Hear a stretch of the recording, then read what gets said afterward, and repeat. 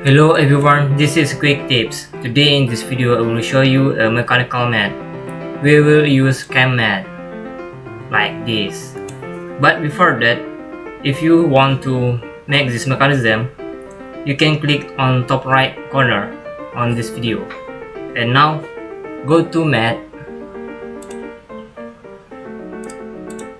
go to mechanical mat, click cam. Now you have two parameter, cam pad parameter and cam follower parameter.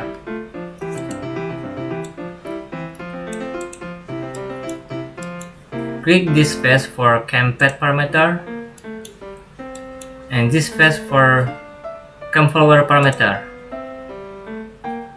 and click OK. Okay. See, this shaft follow the cam movement like this. Now you know how to use cam mat. That's a quick tips. See ya!